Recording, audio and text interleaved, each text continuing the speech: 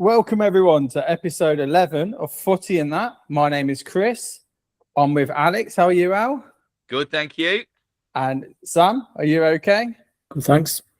Good. I've got to admit something, guys. It's been 2 weeks since we've last done an episode. Really, it was one, but we had a bit of problems with the original 11th episode. So sorry, Sam, you're still on 5 of the quiz. What? Oh, no, you gotta give him the No, 6. no, it's not been played, mate. Not been played. Oh. Match abandoned. Chris, I didn't realise you worked for FIFA. Well, you know, me and the Baldy Gioventino. We get Trump 12 words. But anyway, so that puts you on 5, me on 2, and Al's still on 2 after his stupid rules. Why are you saying still on 2? You're on 2 as well.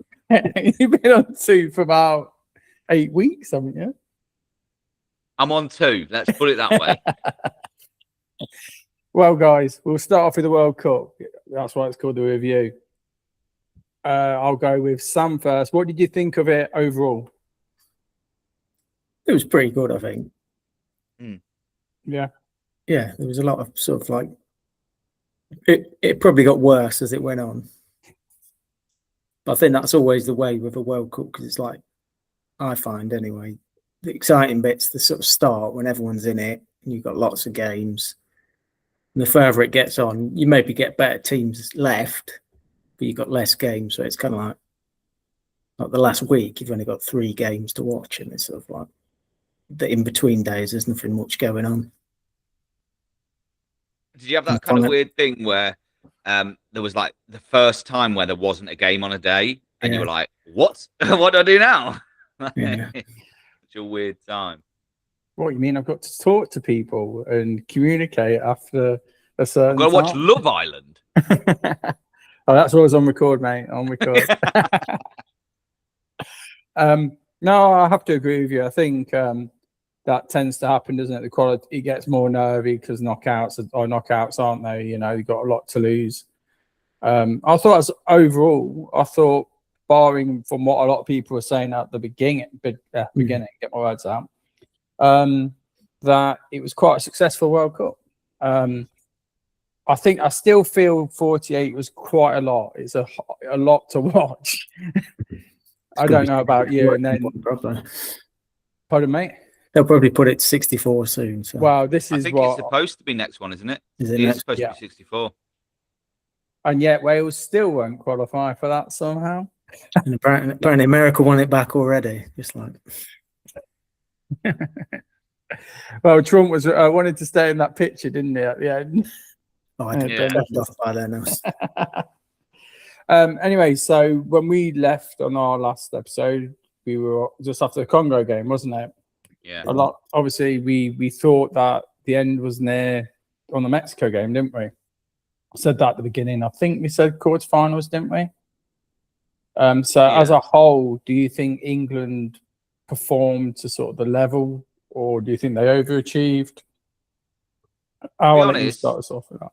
To be honest, I'm not the biggest England fan. You know, I don't enjoy watching them play.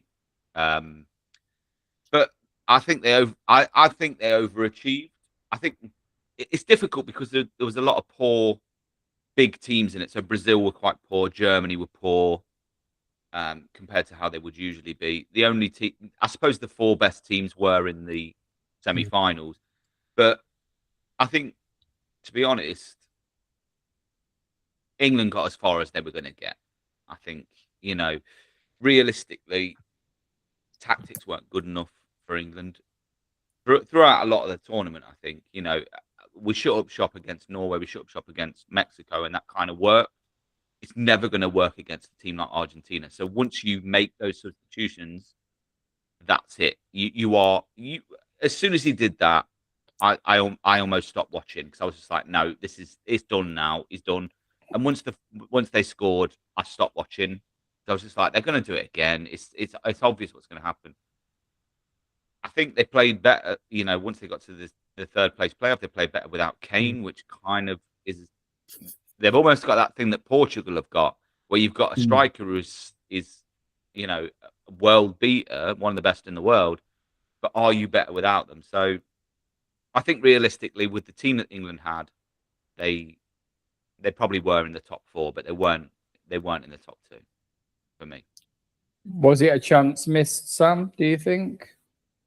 I think so. Yeah. Mm. I don't think they played particularly well in any game, but up until the point they scored against Argentina, and at that point, they were probably slightly shading the game, and Argentina didn't look like doing anything. And I think some of the stats I've heard from after England scored, they completed 2 passes. Yeah, it's 2 successful passes, and they had about something like 11 or 13% possession. And it's just like, that's ridiculous. And I think the changes didn't help. I think it was already going the wrong way, and maybe at that point he could have made better changes to do something about it, but he's maybe just doubled down on trying to hold out, and it felt like it was coming for about 20 minutes, and then it finally did. And once they got the first, you're like, well, what are you going to do now? Because you've got 6 defenders on. So, and at the end, when they went 2-1 down and they're chasing it, it's like Dan Burn was the furthest player forward, and it's like nothing wrong with that. But there's bits where you're like, Dan Burns sort of on the edge of the box trying to chase people down. You're like, where's Kane? And he's like in midfield, and it's just like it was all over the shot. And Saka was fit apparently. Yeah, that was a weird one. So it's even not starting him's weird, and then not bringing him on at all. It's just like, I don't get that. No, it's a very odd end. I mean, I just thought when they went 1-0 up, and like you said, I think they shot, obviously, like most people, far too early in the game. I think they could have chased the second just to maybe have killed the game off. But it was just suicidal sort of defending, just giving like Rodrigo de Paul and Messi just all the ball, and that's their strongest side of the pitch where those two are playing. And I just, you can't let people whipping crosses, can you? And it was just they were just coming further and further to the defenders, weren't they? I remember there was one ball that was kicked out, was it by Pickford and Bellingham had the ball and he was just running down the line and there's just nobody there. Yeah. And I think he was surrounded by three players. I mean, what do you reckon? Obviously, we go back to the round against Mexico. I thought that was a good performance. I'm going to go against the hype of it. I thought it was a steady performance as a whole. Konza deserved to get, I thought, red carded. But as a whole, I think Mexico weren't a great team. I think they got a bit found out, and I think that it was a bit overhyped. So I'm not sure whether you agree, Al, with that statement. Do you think? You know what? It's one of those games where I wasn't going to stay up and watch it. Because I just thought, it's what was it, 1 o'clock in the morning? It ended up at 2 o'clock in the morning, was it? Yeah.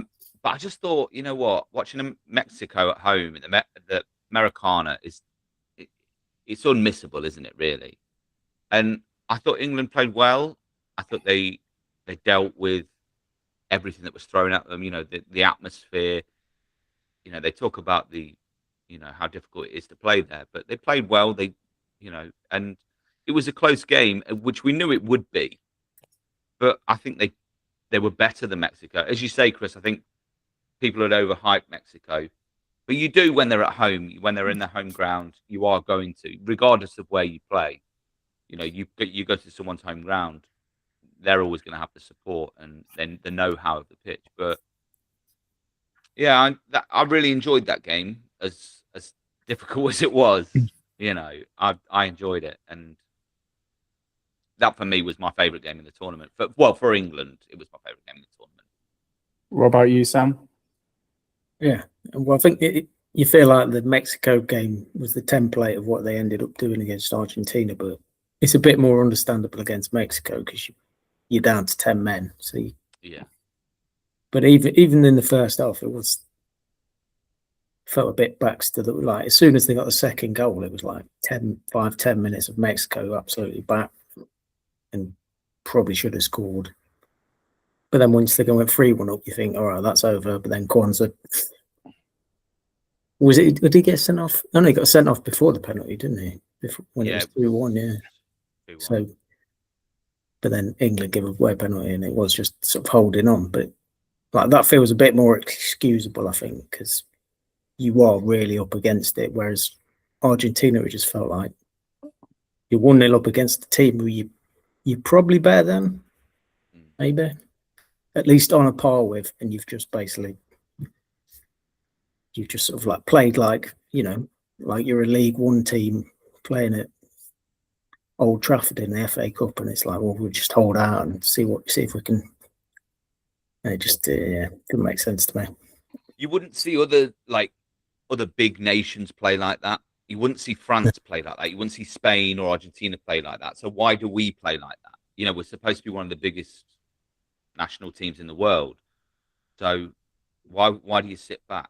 Yeah, it doesn't make sense. You know, we're supposed to be like technically, if you were to look at club football, we're an Arsenal, we're a Man City. Yeah. They wouldn't sit back. So why do we do that? We've got the best, you know, some of the best players in the world. Especially, as you say, probably the weakest thing in this England team is the defence. Is kind of, it's a bit unproven, most of them.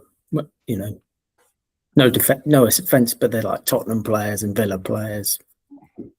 Not saying those are bad teams, but they're not, you know. I know Gay's just gone to Man City, but he's only been there, you know, 2 or 3 months. Yeah, I agree. It seemed a bit suicidal, to be honest. That, you know, arguably some of the best players let them, you know, try and play their way around it. But just going back to the Mexico game, you know, Byrne, didn't he come on and do something like 15 clearances or something ridiculous in 15 minutes? I mean, what a lad! What a lad! Was it the block header or on the edge of the box? Yeah, that's it. Went in the other half and stuff like that. Yeah. That's it. And then obviously there's the Norway game, quarter-final. I thought England played well from what I saw of it, because I just arrived on holiday. So I was in and out of sleep a bit there. But I didn't see anything wrong with Norway's second goal, to be honest. I thought that was a very sort of, if you give that in every game, you know, if you give that, it would be, you know, sort of 2 or 3 disallowed goals, I think, for each team in a season. I don't know what you feel about that. I think it was Anderson, wasn't it? He's gone over sort of like, I don't think he's actually been like properly pushed over. I think he's quite willing to go over, but it is, you know, it is pretty obvious. Haaland's just gone like that. You've got to be a bit more subtle with these things, haven't you? But they're definitely, you know, lucky, I think.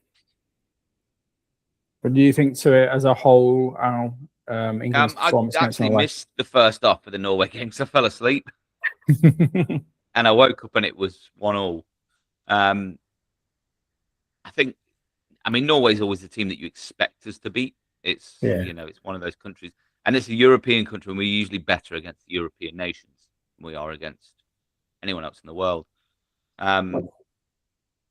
It just wasn't convincing. And I think that's always our issue.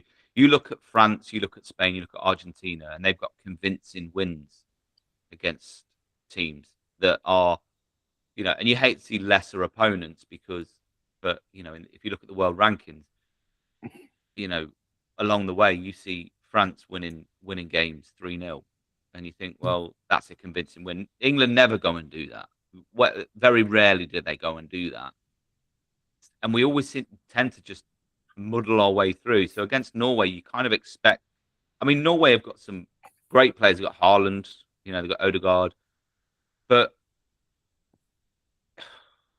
there's a reason they've not qualified for a World Cup in such a long time, because they're not, you know, they're not world beaters. So when you struggle against a team like Norway, you kind of think, come on, these are games that you should be winning, by a couple of goals, not just 2-1, struggling through. So, yeah, I think when it comes to things like that, you worry for the rest of the tournament. And, you know, we did. I found the whole thing really weird, England's whole sort of preparation, really, because they came off the block so well against Croatia. As a whole, 4-2 got it, and then it's just they sort of then went slowly into the shell. But we move on to the semi-finals, both sets. France, Spain. I mean, what a performance by Spain! I thought they really nullified the French attack, didn't they? And Yamal had a great game. And who scored? Lazabal scored into the first. Am I right? Penalty, wasn't it? Yeah, that was calmly taken. And then Pirro, I think, scored the second goal. Moreno. I'm sure. I know Moreno kept scoring, but did he? I'll double check. But what were your thoughts of Spain on that? Did you think when you saw that they were going to win the whole thing? Yeah, well, I think I did say they'd win it. Not to pat myself on the back. They're the least troubled by anyone, sort of thing. Like France, I think France can blow you away. I think they showed against Spain and against England, like maybe they're not that solid. They don't fear anyone, do they? Spain, like there's no fear when they play anyone, and you always think Spain can beat anyone. Like they don't seem to have. Lazabal did all right in that, but they don't seem to have like a top class sort of like centre forward. And obviously Williams and Yamal both injured before the tournament, so they probably weren't. And well, they were nowhere near the best, but they've still like no one really troubles Spain. It's sort of like we've got a good defence and we'll keep the ball. We're not scared of you. We'll just pass around you. Yeah, I mean it's like you just said. What if they did have a good striker? That would be that you've just saw. But I mean, they've never like Torres had his moment, didn't they? When he was, but he never did it that much for Spain. I don't think it was, and his moment as being like top class. Torres. It was only like a year or two, I think, when he was like first at Liverpool. Well, didn't they win one of the tournaments with like a midfield six, Pretty back four midfield six, and it's. Yeah, I think that was 2010, 2012. I think that's Spain's. They've just got so many quality midfield players, and it's just like I think Argentina are quite similar in that. Yeah. They're very comfortable on the ball, passing the ball about. They're not too phased. Whereas, arguably, that was the problem with England. It's sort of like what you want is the last 20 minutes. It's like, can someone just get the foot on the ball and pass it? Sort of. Yeah. But no, but we've got players that can do that. So why wasn't it happening? But you take off as soon as they took off Gordon and brought on a defender. You go, well, you've lost width. You've absolutely lost width. So regardless of where the ball is going, you're playing it down the centre. You could have just brought on Saka for Gordon. It's just But I think one excuse I would give for England is like Declan Rice was almost certainly injured anyway, and then he got I think he got the runs. I think is the best way I'd say it. So he's probably maybe a third key player in the team, and he wasn't. But yeah, I was just surprised that he played Madueke for so many games. I'll be brutally honest. He used him obviously to replace Saka at first, and like you said, I just don't understand why he wasn't hardly played that much. He must have didn't fancy him, and then he obviously played him in against France. I think he's definitely been struggling with like certain things, and maybe he wasn't really that fit for the semi-final, and he's just saying, "Yeah, I was fit, I could have played," but he's maybe not. The fact he comes in the third place, but scores a hat trick, and he set up the first goal against Mexico, just like I don't know, seems a bit weird. So we just move on to the final. Which wasn't absolutely terrible. Absolutely terrible. And I was very surprised with what Argentina did, to be honest. They've got quality players, especially near the top of the pitch. And it just didn't seem like they wanted to utilise them. Yeah. I think that a lot of teams, played a similar sort of way against Spain, and I just think you just play into their hands. I remember, you know, I was going to ask about a team underachieving later, and one was Portugal to me. That game against Spain was awful. Like when they scored the goal, Portugal went up and started playing football, and they had like 2 chances. I just don't understand where they almost play into Spain's hands. These teams do, especially when they've got good technical ability. And I think Argentina, I was thought at the back they weren't particularly strong, but midfield wise, they've got quality players. You know, and you've got McAllister. You know, they had Simeone come on. You got Alvarez, Messi, obviously. You know, you've got plenty of players that would have terrified Spain. And when they did actually play a bit of football, you saw what happened. They almost scored. I just didn't understand why they came out like that. I mean, what was your guys' opinion on that? We'll start with Al, if that's okay, on the final itself. I mean, I missed the first half. You Fell asleep, did you? No. I generally thought it started at 10 o'clock because the game before was at 10 o'clock. Yeah. So at 9 o'clock, I thought I'll put the game on. I'll put the pre-match on. I'll watch the pre-match. And I put it on, and I was like, oh, they showing highlights of like a previous Spain versus Argentina game, and realized it was the second half. But then I thought, oh, I won't miss much because it's 0-0. But it just seemed like it was 2 teams in a way that didn't. Well, I think a lot of it was Argentina didn't want to lose because they were hoping for that second World Cup, and I think they just thought they could, bully them. I think bully them a little bit and not go through the same way that they did against France, where it was just end to end like the last World Cup final, and it was goals galore. And I think they just thought, we don't want to concede to this Spanish team because they've got Spain are a really well-oiled team, and that if they score first, Spain, they're going to hold out and they're going to win it 1-0 because that's what Spain can do to you. They're so good at that. So it's kind of seemed like Argentina were just not wanting to let the first goal in, but they're not really going for it. And I think that was just the problem. But then Spain are very good at just sort of going, yep, we'll wait because an opportunity will come. And whether that comes in 90 minutes or it comes in extra time, they know an opportunity will come for them to score. Because they did that when Iniesta scored in the World Cup final, and that was an extra. They did that time as well. They hold out because they know an opportunity will come. They're one of the only teams that know that they can win. They can snatch a 1-0 victory, and they did that to Argentina. And Argentina should have just attacked them. I don't see why they didn't, because that's what, as you say, Chris. The midfield and the striker and attackers from Argentina are brilliant. Go at them. You've got to go at Spain because Spain will hold you. And Spain just played a very good game. They knew what they were doing, and it turned into a very especially after that bloody third place playoff, which was ridiculous. I've never seen a game like it in my life. But yeah, what do you do? Sam, What did you think to the final? Well, I was a bit worried at one point that Argentina were going to win it without even having a shot on goal. Thought they're going to win it on penalties without actually having a shot. But so I was quite glad when Spain scored in the end. Yeah. I mean, I will praise Spain and say they are the best team, but they're not. They're not the best to watch, though. I don't think they're kind of boring. No. And they were even Chelsea under Mourinho.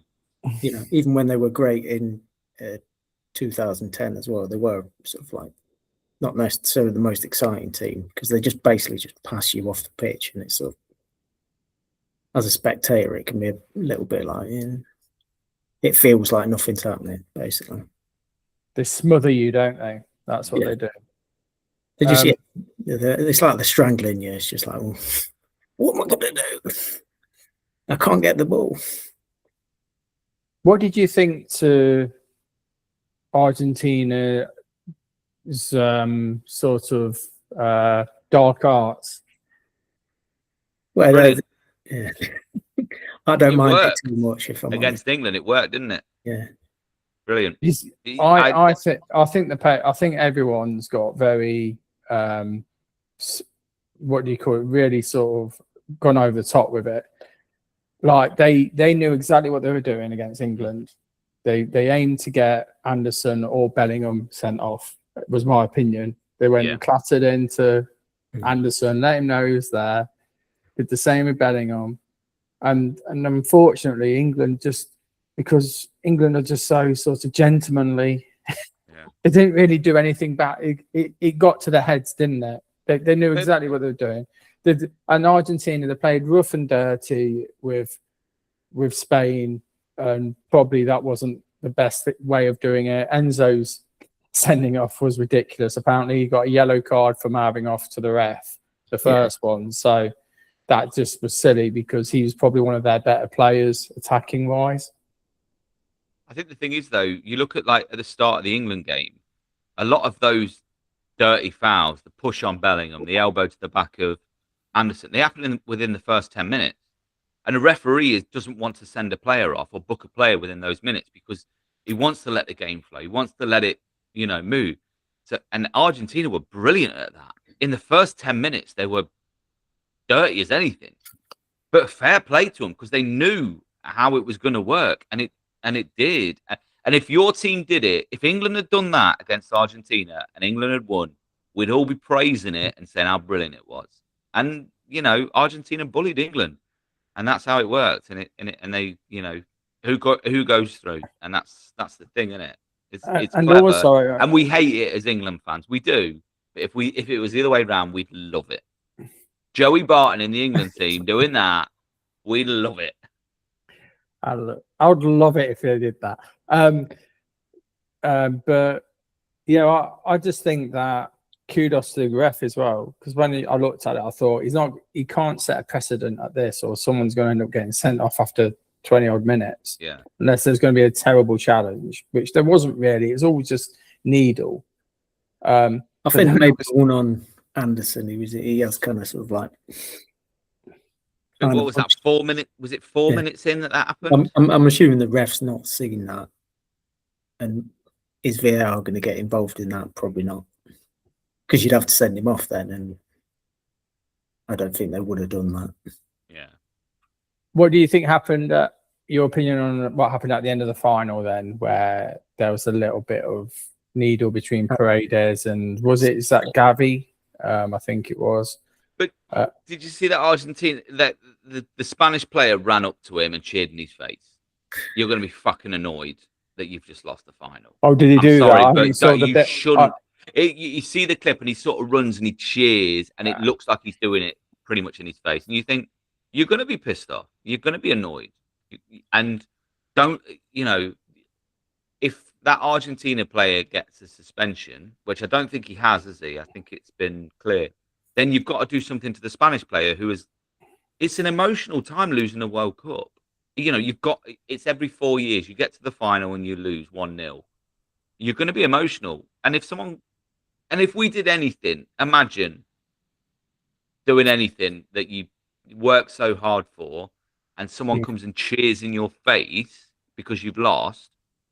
It's not sportsmanlike. So why was there nothing questioned on the Spanish player for doing that in his face?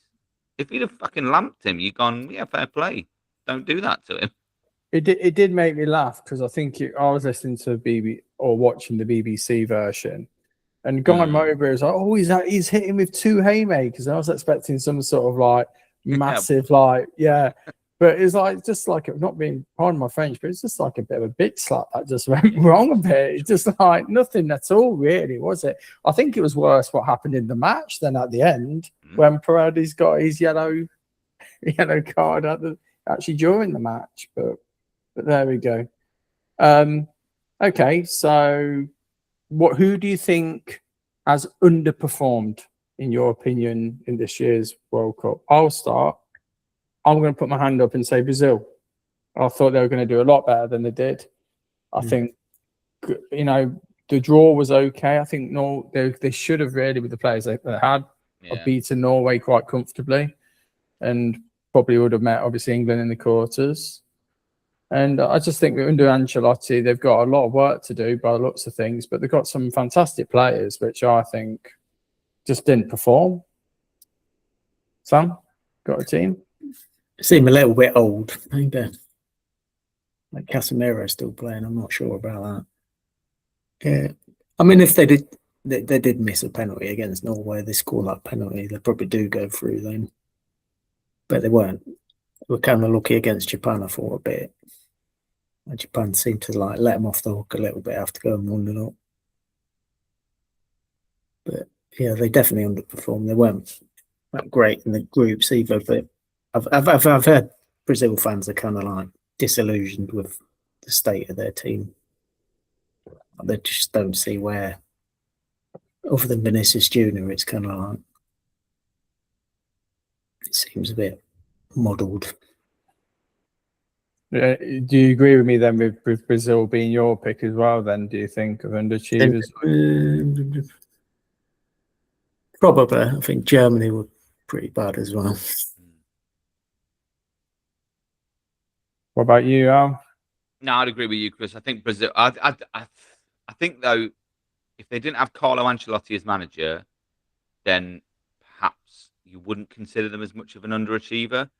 I think because Carlo Ancelotti's there, and then everyone thought, "Oh, he's in charge," they're going to be amazing. But as Sam said, their team isn't what it was. But I think I listened to something interesting a while ago that we were talking about when Brazil used to go to World Cups. You didn't know their players. So they would turn up at a World Cup and you were like, oh my God, who's this player? He's amazing. But we know most of them. And you know, I'm a Newcastle fan, but their starring midfielder plays for Newcastle, who finished poorly in the Premier League. They've got Casemiro, as Sam said, who is, 35, 36? They've got... Was Richarlison? No, Richarlison didn't go, did he? No, he didn't. No. But you look at their team and it's not... A lot of their players don't play for the biggest teams in the world anymore. They've not got a Ronaldo. They've not got a Roberto Carlos anymore. They've not got that. They've got Vinny Jr., who's great, but he's not the star of the Barcelona team anymore. So it's not Neymar is, didn't play a lot. He's not a big player anymore. So you kind of think with that Brazil team, they're not world superstars anymore. And it's. You look at the future of Brazil and where it's going, because a lot of their starting team is not going to be there in 4 years' time. Yeah. And I like watching Brazil. I used to like watching Brazil play a lot, but they're not the team. Paqueta again was a West Ham player. Now he's gone back to Brazil. He's not. It's not a Real Madrid, Barcelona team anymore, is it? Plus, last time they won it, they had what? Ronaldinho, Rivaldo, and Ronaldo was their front three, and it's just like that's basically like maybe Ronaldo, if he's not had a career full of injuries, is the best player ever. Yeah, and then the other two are pretty, world class players. Whereas now you got Vinny Jr. maybe sort of pushing that level, but other than that, it's decent players. I can't even think who the front two were. Who were the others? The first game they started with Thiago off the Brentford striker, but he missed the chance, and then I don't think he played Brentford after that. Nothing wrong against Brentford, but you go back 20 years, you wouldn't have had a Brentford player in a Brazil squad, would you? Well, no. Brentford would have been in League Two in those days. Yeah. But you wouldn't have had a Brentford-style team. No. A Brentford-style team player in the Brazil squad. Juninho, Middlesbrough. Mad. They had Emerson back then as well. They had there's a Middlesbrough link up. No, but I think they had Cunha, didn't they? That's the number 9. No, that was my pick for it. Right then, shall we go through our top 5s then? Okay. What do you want to go, best or worst? Start with best. We'll start on a high. Okay, so Al, what would you say would be your...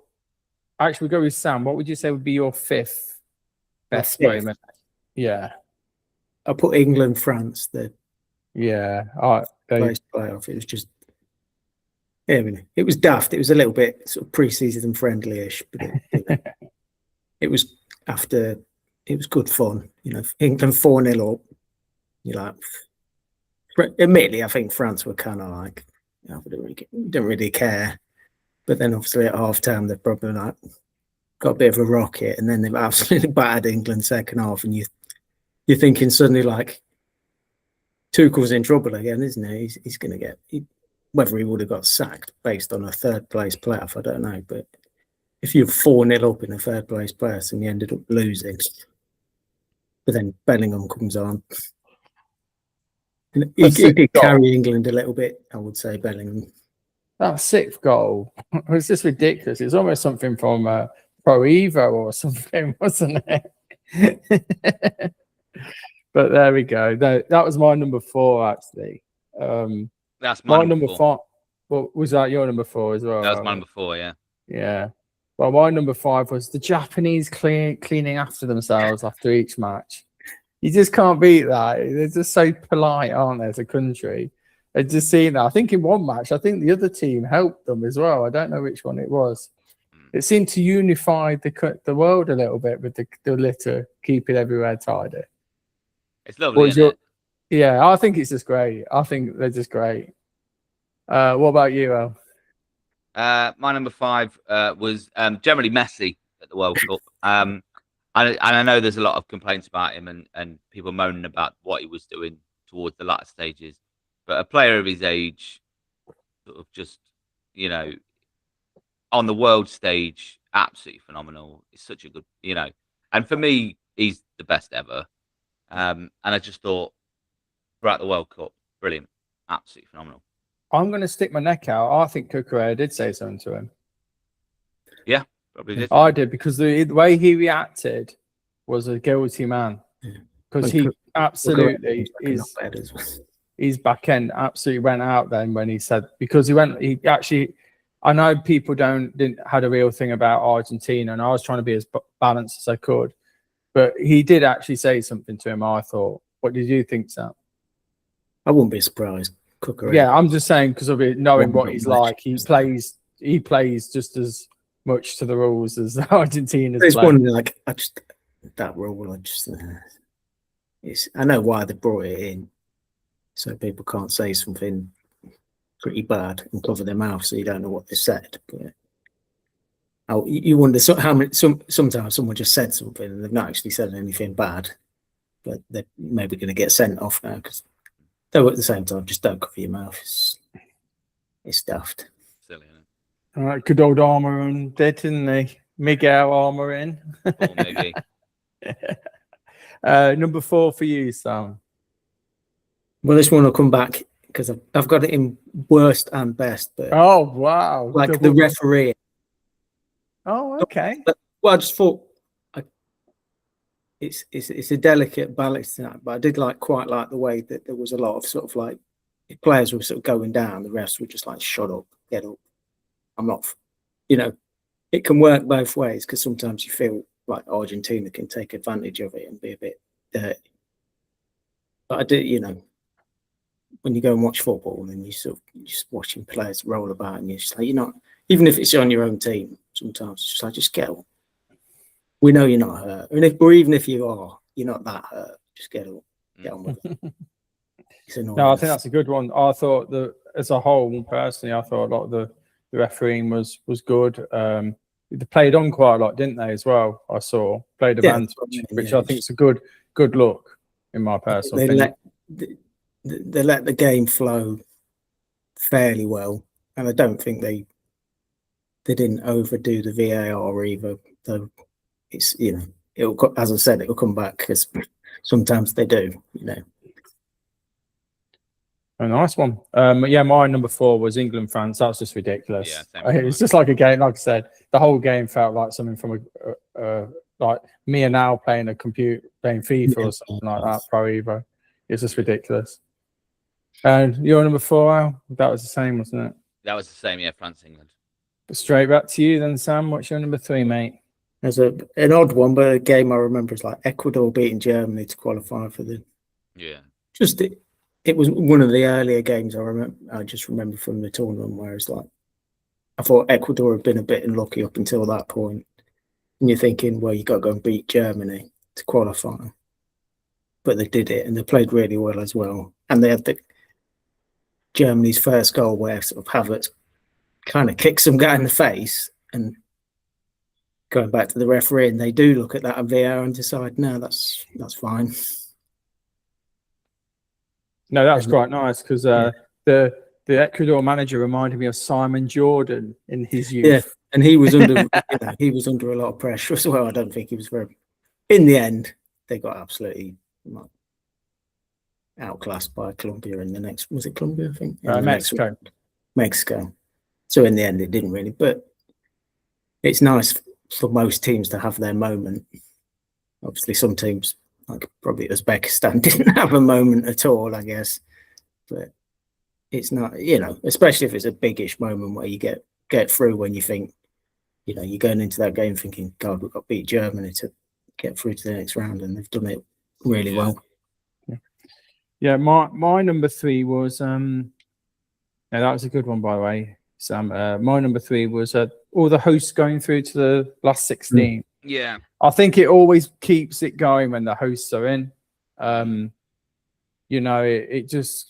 I think when especially when there's multiple hosts, it gives them obviously 3 chances, but it just keeps it going, doesn't it? The fans are still up for it. You're hearing a lot of American fans that are trying to, thinking that they're going to win the World Cup, bless them, but no, I just think it's really good for the tournament if they're still into the latter stages. Yeah. Al, what about your number 3, mate? I've got a bit of an odd one here. I've gone for Jed Spence. Yeah, that's a great one. I didn't know a lot about Jed Spence before he went to the World Cup, but he was absolute quality. And it really surprises me that Tottenham are looking to sell him because I think he's such a quality player. Like, when England were attacking, he was fully going down that wing and getting the ball, not afraid to take players on, putting the ball in the box.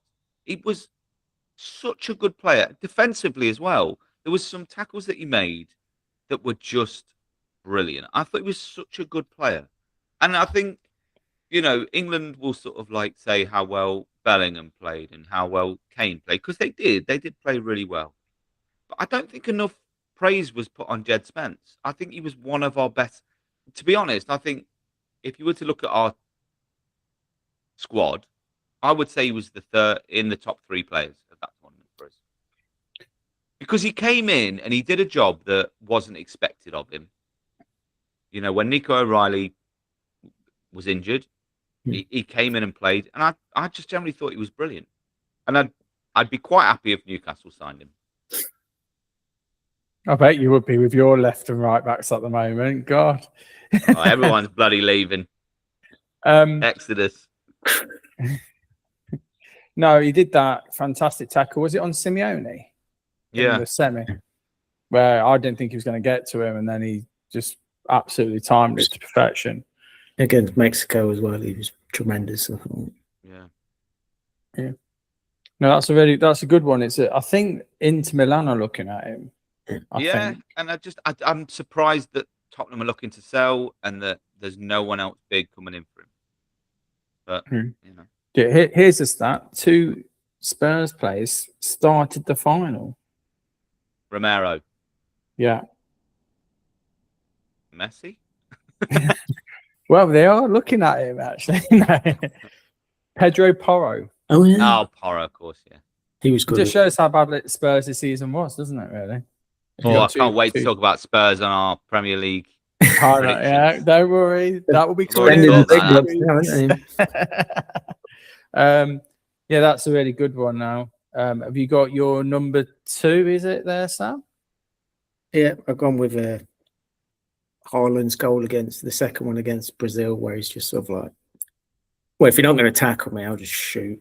Oh, that was ridiculous, wasn't it? When you watch it back and you go, go on, mate, have a go. Like, tackle him. He's fucking Haaland. Yeah. And then he sort of his celebration was just like, yeah, I suppose. He just looked, he genuinely looked like he was having so much fun in that. Yeah. Like, couldn't believe where he was. Like, I can't believe this is happening to him, which is weird because he's Haaland, but He seems as a person quite grounded, doesn't he? Like, especially when I saw him in Norway. Have you seen the videos with his dad? No. Honestly, if you watch videos with his dad, it's really strange. There's like, it almost seems like he's, as you say, he's quite down to earth. It almost seems like his dad has really kind of grounded him, and that he's really just trying to impress his dad. Oh, bless him. Oh, he was born in Leeds. So. Yeah, he was at Leeds, wasn't he? Could have played for England, like we said before. I'll go to that. My number 2 is full stadiums. They were saying at the beginning of this, I heard on multiple news outlets, it's gonna look terrible, half empty stadiums. I've seen it in the Euros, when they did it over COVID, and it looked all. They did it all over Europe, wasn't it? And in some games, it just looks awful. But you know what? I thought they filled it up. It just showed unity as well with all the countries. They're all there. It's just, I just thought it looked really good. I didn't see many spare seats going anywhere, to be honest. Even in the 3rd and 4th place playoff, it looked packed. Yeah. Your number 2 then? Al? One word for you guys: Shakira. Come on. Those hits, though. Those hits, don't lie. Who's done more World Cup songs than anybody else? It's Shakira. If you need a World Cup song, anywhere around the world, Shakira's your answer. Brilliant.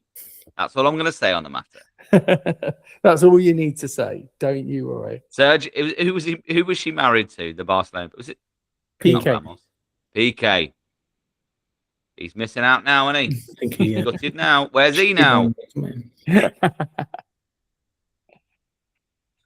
Okay, your number uno for Sam. Welcome. Again, bit of a random one, but I think his name was Sidney Lopez Cabral. His second goal, it was the equaliser against Argentina for Cape Verde. Oh, yeah. Probably the best goal of the tournament. And it was just, to be honest, I was in bed watching it on my laptop, half asleep, and I'm just like, oh.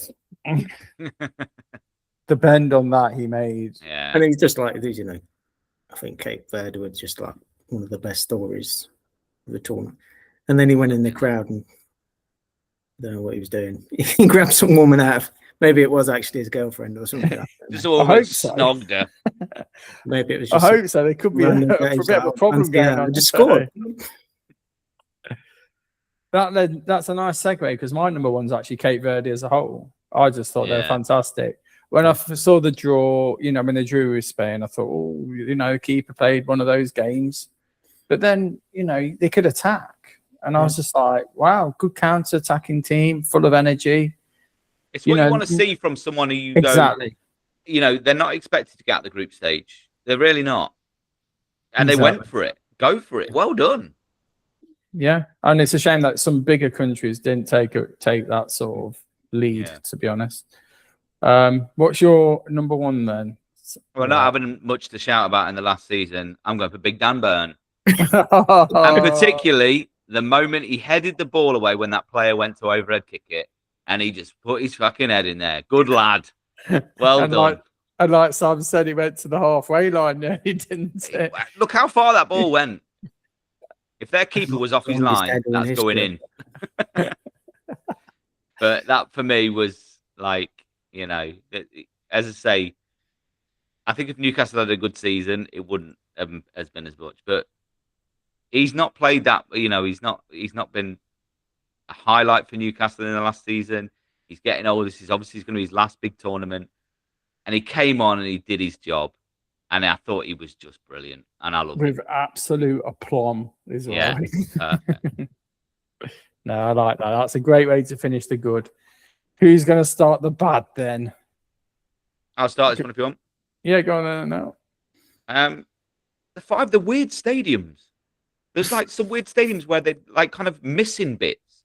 Do you know there was that one stadium that had got like a big bit behind the goal, and then it was missing bits at the side, and you could see a car park behind it.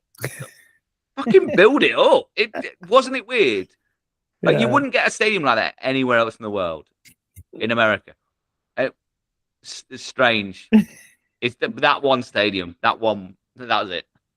It felt a bit like LMA manager, you know. Yeah, when you build the weird stadiums up.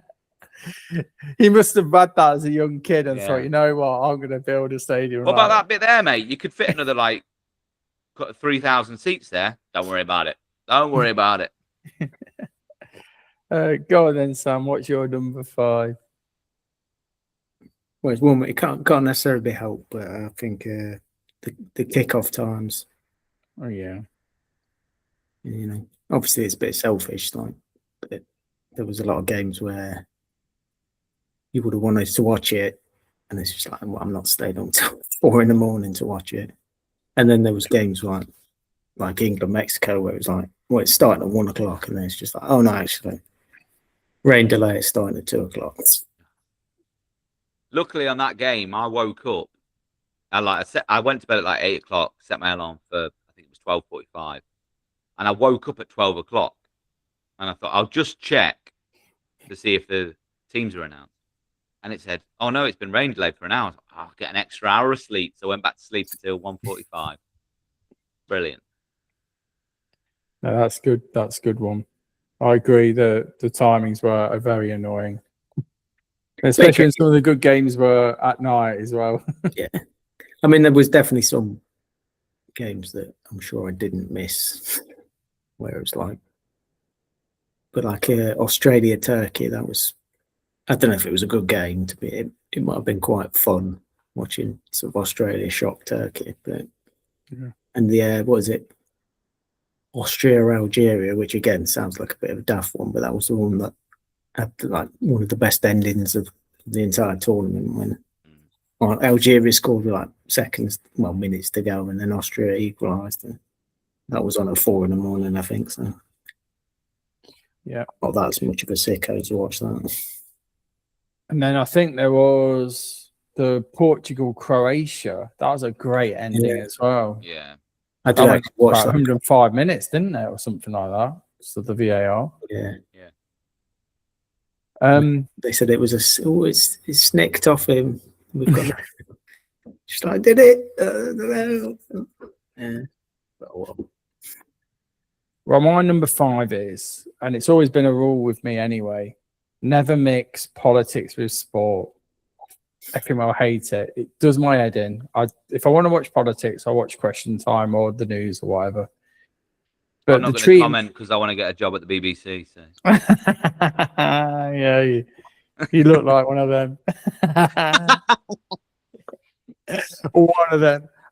All right, Gary Lineker. Yeah, I think it's just the treatment of Iran. I thought like that, you know, that they were made to feel like terrorists, and you know, if they're the football players, aren't they? They're all professional football players, and you could only stay in the country for a certain length of time, and they had to then go on a plane. We all know how it feels when you go on a plane and then you pop off it. It takes a few hours to sort of get yourself your bearings, but then not let alone play a football match and then almost qualify. But I just point out this is twice now that Chris has mentioned that he's recently been on a plane. We know you've been on holiday, Chris. We can see you've got a tan. Just rubbing it in. But no, that's mine anyway. Just a little gripe. Never mix politics with sport, which leads on to another one later on. But I guess we all got that one. But your number 4, please. I went with the visas debacle. The fact that there was people that couldn't get in. There was like players' parents that couldn't come and see the game. There was that referee that wasn't allowed to come and referee. I mean, he got a massive like celebration in his home country, didn't he? I can't remember who it was. But there was a lot of things, as you say, Chris, about Iran not being able to be in the country in America for longer than a day. You think that's not a good way to get, you know, it's not very welcoming. What are you expecting to happen?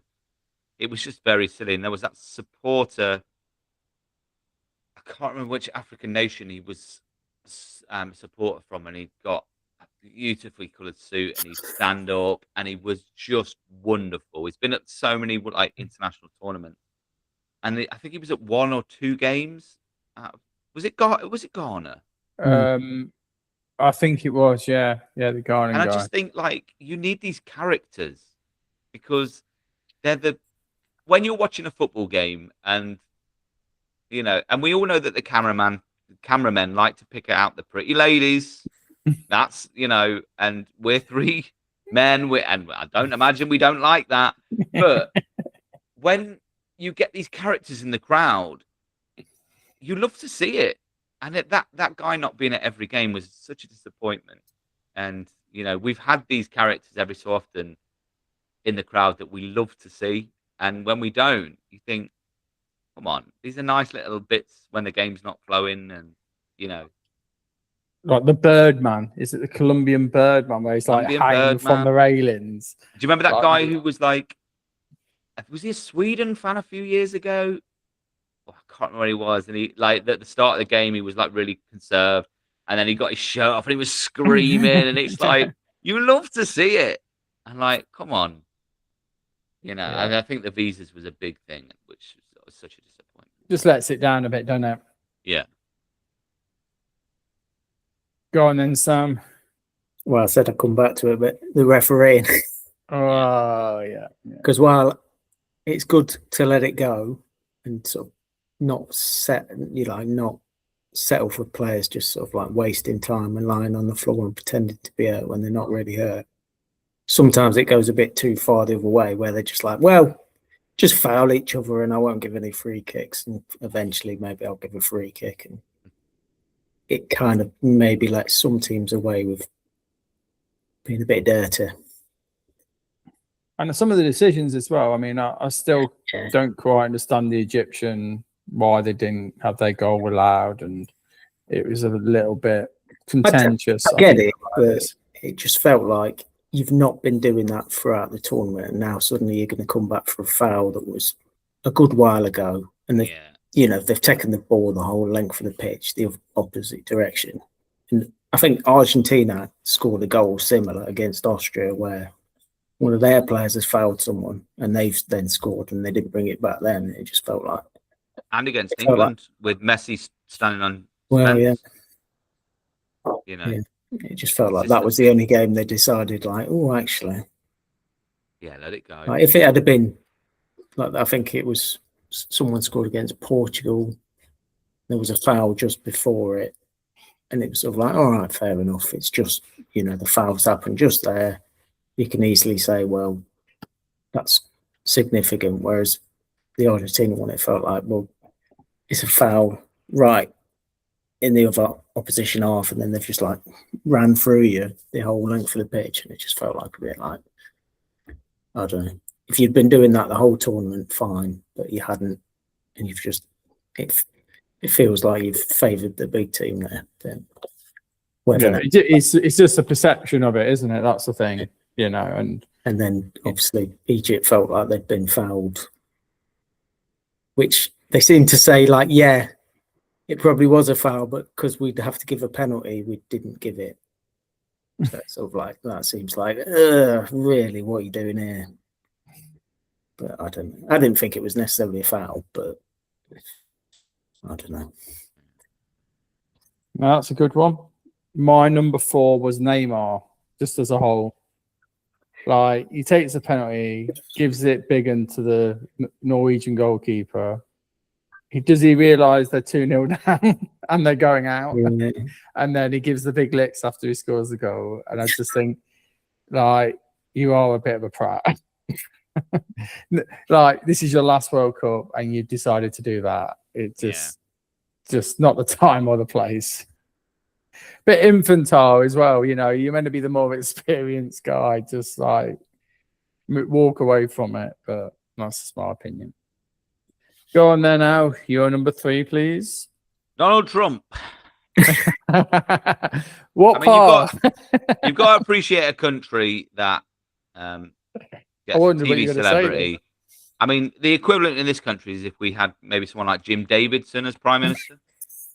I love the fact that when he was talking about football, that he had generally no idea, and the whole getting the was it Balogun? Is that the Yeah, that's my number one. I made a call, and fuck off. And my favorite bit at the end was when he's standing on the and you look, and the Spain players looking at him like, what the fuck? And he's standing there. I wish when Spain were lifting the World Cup for the first time, he was there as well, holding it. One arm, and a Spain player with one arm, and he's lifting it. That would have been perfect. The best reaction to that was, like I said, was Infantino. He rushes over to him, and Trump just basically pushes him away and just says, "No, you can wait to the side. I want to be involved." Trump knows he's a celebrity. He knows he's a celebrity who has,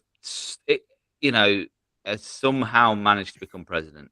And fair play to him. Whatever. It is what it is. But it's just, he made, with that and the whole Balogun thing, it made the World Cup a little bit of a laughing stock. Bit of a circus. And I think otherwise, if that hadn't have happened, I think people would have said this has been a great World Cup, but it will always be mired in controversy because of that. Because imagine it like the next Euros and the finals in England, and we get Kane sent off, and whoever's in charge at that time, let's say Jim Davidson, calls up head of FIFA and says, let him off. And we get Kane next game. I felt sorry for Balogun with that because he was so apologetic. Apparently, he went over to the manager like twice of Belgium. But you see, it didn't help because it gave Belgium basically their team talk, didn't it? Yeah. It's just like, and you can't blame the play. I mean, the US players didn't do particularly well that game and they got found out. But it's hardly the best way. I think Balogun probably felt a bit bad playing. So he probably wasn't at his 100%. And he was poor in that game because you kind of thought he's probably worried. He probably thinks now I've got to go and have a brilliant game, and he's trying too much. And as you say, he didn't have a great game. If I were Pochettino, I would have honestly have not played him. Yeah, I would have pulled him out and said, "Look, we'll put you on the subs. We'll just say you got an injury or something, and then." Gone with that because I think it affected the whole of their team with that decision. Yeah. Because these things should never go past, like we said, to politics. The Marco Rubio shouldn't really be mentioning it and saying, "Oh, I'm going to have a word with Trump," basically, and Trump saying, "Oh, I'm going to have a word with FIFA." Well, why? Why? It's a decision. It's a game. Move away from it. Step away from it. Was this one in your top 5 as well, Sam, or did you stray away from it? You did the wise thing. I decided to keep out of the politics. But... Yeah.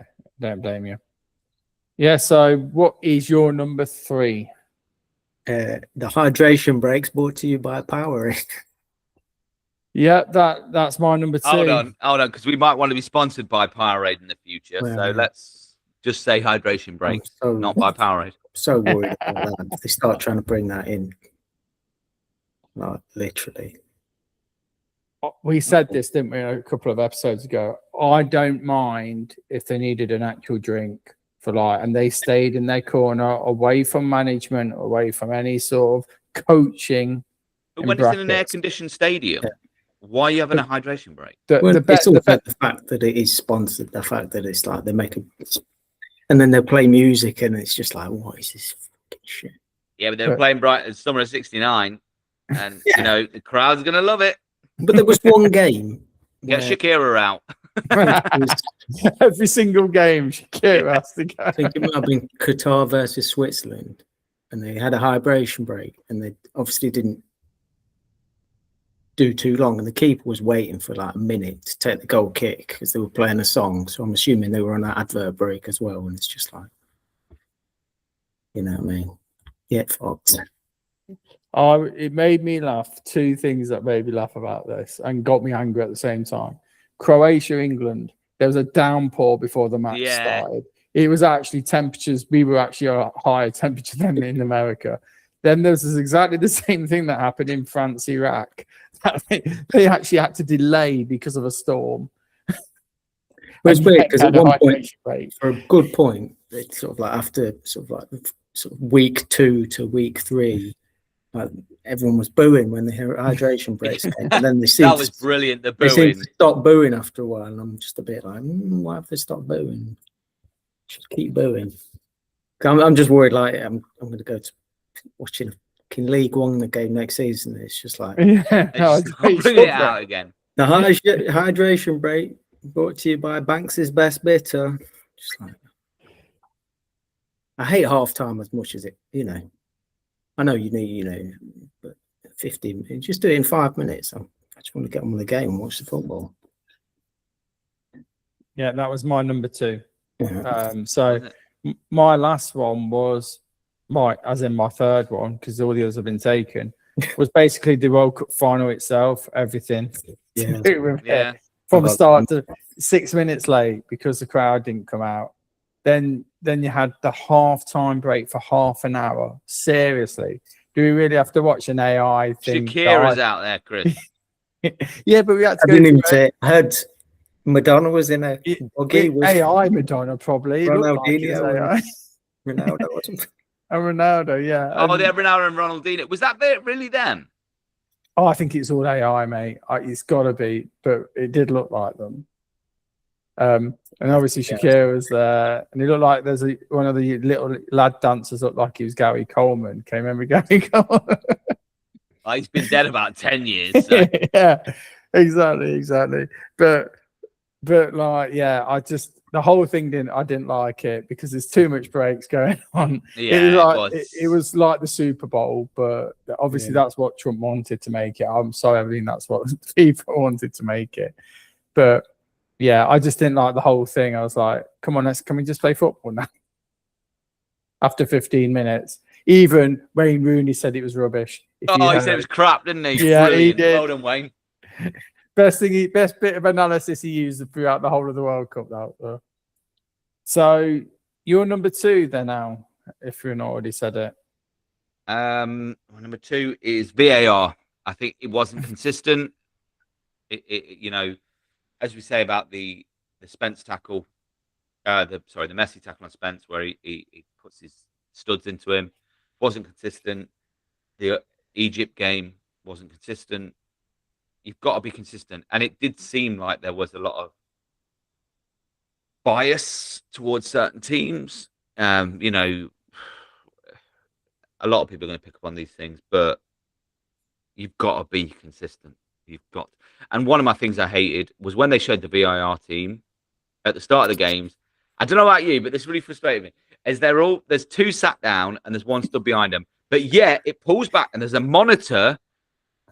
That's where that person who's standing up is sitting. So fucking sit them down at the start. Don't stand them behind, because that's not when they're going to be.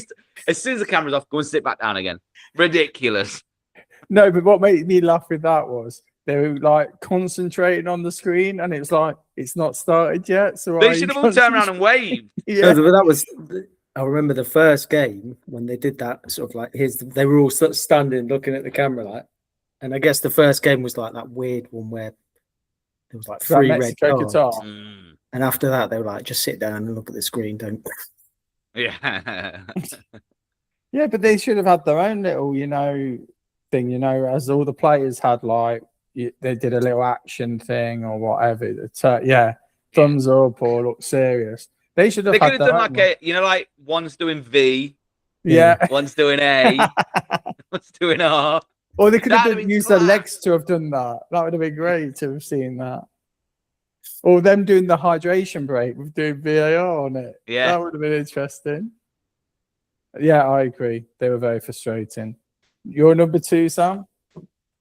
Well, we sort of discussed it, but England after scoring this first against Argentina, just like that was going to get a special mention, but yeah, the terrible strategy. I've just seen, like, after watching King Leicester all year, seeing just like, oh, you're doing it, aren't you? You're just going to sit back and what are you doing? I don't know. Yeah, my number 2 was already hydration breaks. So we've talked about that. And what is your numero uno? Lee Dixon. Like, the most ITV, non-interested player. you know what? He's The so amount of uninterested. ex-England players or that you could get in BBC. Alan Shearer is brilliant as a co-commentator. Absolutely brilliant. And I'm not being biased because he's Newcastle, but he is a brilliant co-commentator. Lee Dixon is so dull. How is he still getting work? Get someone else in. I cannot understand how that he keeps getting employed as a co-commentator. He's so fucking boring. And he was dull during this. It's just, there was a bit where he was talking about his dog. Did you see that? He starts talking about his dog. Or is it a dog or a cat? I can't remember. That was Danny Murphy was talking about the cat. Oh, was it the cat? Was it him who was talking about the cat? Well, Danny Murphy as well then. ITV commentators and co-commentators is shite. Sort it out. Get someone good in. Get Roy Keane on the co-coms. Get Ian Wright on the co-coms. You've got them in the studio. Put them in the co-coms. But they put Emma Hayes in the kitchen. It's ridiculous. Lee Dixon, ladies and gentlemen. He was the most boring man in that Arsenal squad. Yeah. Tony Adams, David Seaman. I don't know. I Keown. think Nigel Winterburn would have pushed him hard on that. Would have been the Steve fight Bold. of the fullbacks, I reckon. Yeah. Ian Wright would be brilliant. I love Ian Wright. I think he's absolutely brilliant. Lee Dixon. Fancy having Roy Keane on co-coms. That could have been an interesting one. Oh, I don't think they could trust him. Yeah. Last one then for you, Sam. Oh, we already done it. The final. Yeah. And my one was Balogun and the Trump. The Balogans that I'll go. Yeah. It's definitely been an interesting World Cup. Yeah. I just hope it doesn't go up to 64 because I think that would then mean it'd be about 8 weeks long. God, yeah. This one. Now, guys, have we got time for a quiz? Yeah, go for it. Do you want me to start us off for once? Mix and match a little bit. Oh, go for it. Go for it. After a 2-week break, it would be best to get on. So I'm still keeping it a bit within the World Cup brief, to be honest. Yeah, on it. So, number 1. Who came third in the World Cup 1994? Oh, jeez.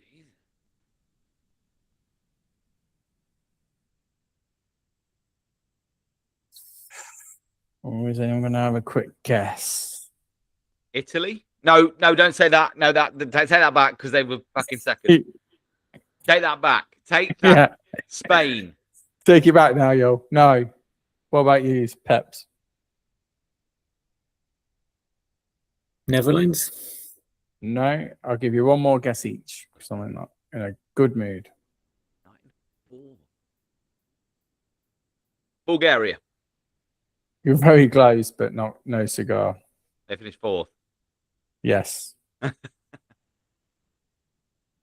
5, 4, 3, 2, 1. No point. Nil par for both of you. It was Sweden. Oh. They beat Bulgaria. So there we go. Who knocked Germany out of this year's World Cup? Paraguay. Correct. They were a naughty old team. They were. Naughty. Who beat England in the 3rd place playoff in the World Cup 2018?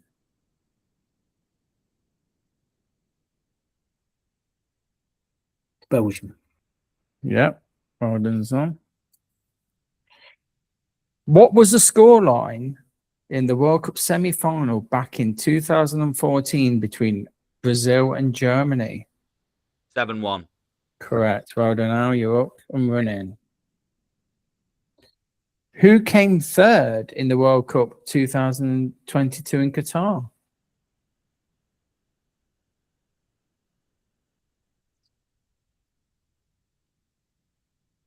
Brazil? No. Sam?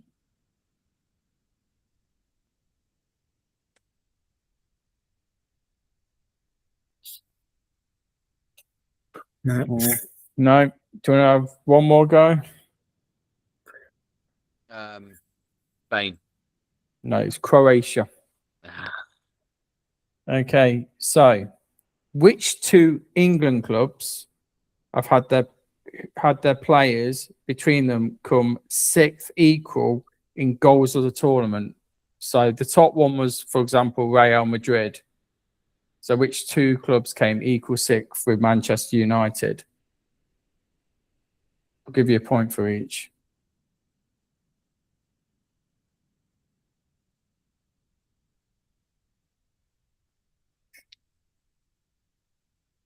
Man City. So what did you go with, Sam, first? You said Arsenal. No. What did you go for? Oh, Man City. no. Give you one more guess each. Spurs. No. Chelsea. No, it was Palace or Sunderland. We could have been here for a while. Ipswich. Close. Which England outfield player was the only player not to play a minute in this year's World Cup? Henderson. Nope. Oh, he did play a minute, didn't he? Manu. Correct. I was Kobe Manu, wasn't it? Okay, so this is closest to the pin on which minute a goal goes in. So, which minute was the first England goal versus France? We'll go with you first, Sam.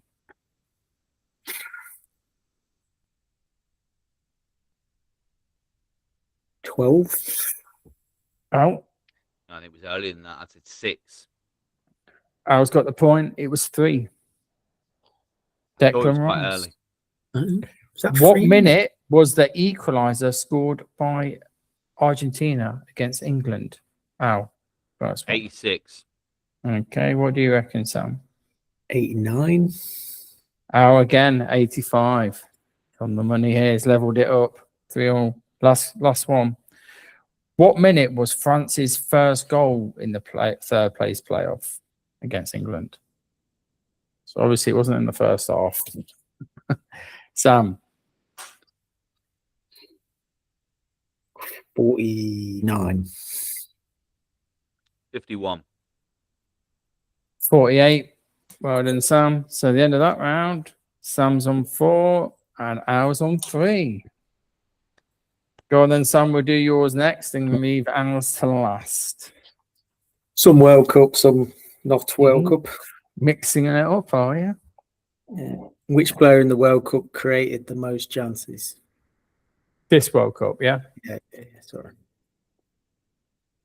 Dembele.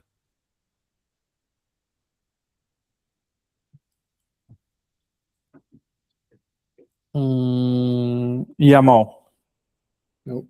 Give one go, another go each. Can you tell us how far they got in the tournament? The final. Oh, okay. Messi. Yeah. Oh, 25 chances. wow. I don't know how they count that. Whether they does it count? Just create yourself a chance. Which team on average conceded the most fouls?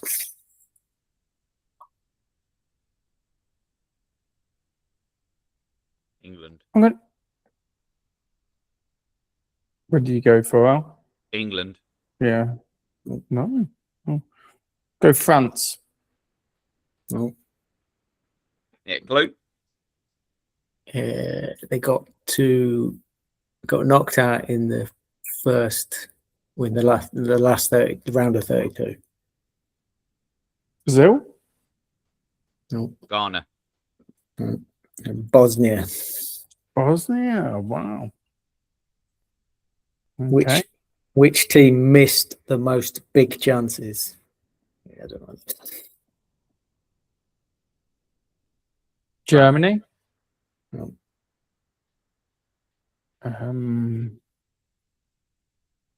We get a clue. They lost in the semi-final. England. Oh, France. Oh. Oh, that's just terrible. Which city hosted England's defeat to Argentina? Toronto. No, don't take that back. Take that back. Well, Seattle. no. Oh, bollocks. Thanks, Al. I was going to say Seattle as well. New York. No. Atlanta. What? Atlanta. Yeah.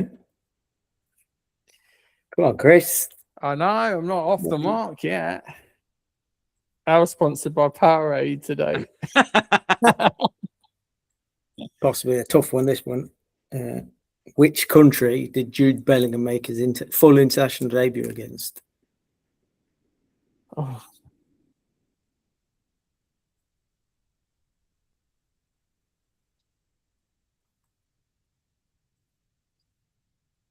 Poland. Was it USA? Oh. I'll give you a clue.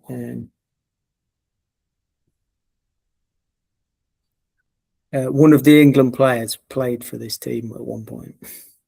Oh, God. Republic of Ireland. Yeah. I'm off the mark. Yes. I was starting to get a bit worried with that. How many goals did Spain concede in the World Cup, in this World Cup? 1. Yeah.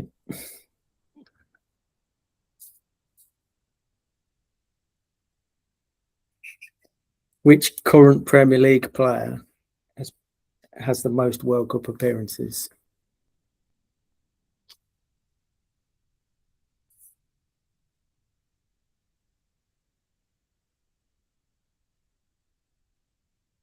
That's a good question.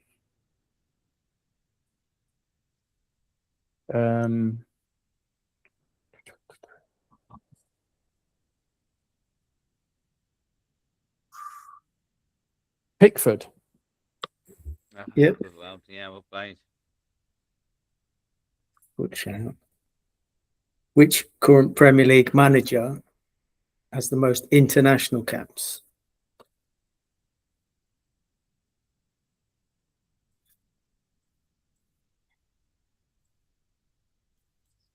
Keith Andrews. No. Arteta. No. Have a go. Alonso. Yep. Good shout. This one's possibly impossible unless you know it. But, which Premier League team did Pep Guardiola manage his first Man City game against?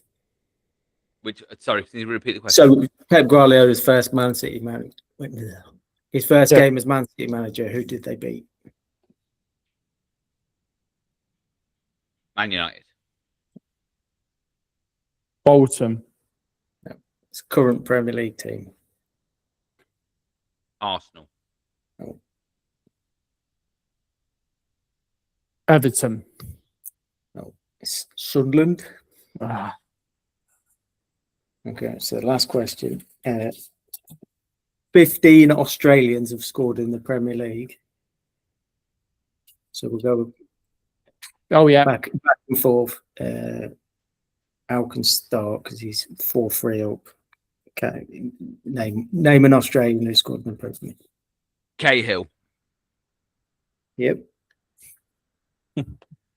Viduka. Yep. Oh, can't put that other fucking Leeds player. Harry Kewell. Yep. Scored in the Premier League, did you say? Ooh.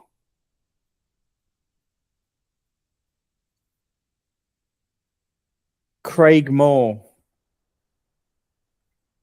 No.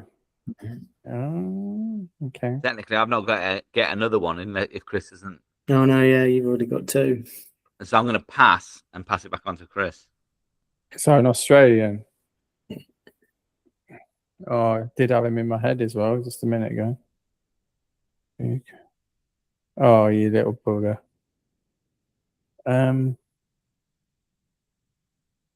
Oh God.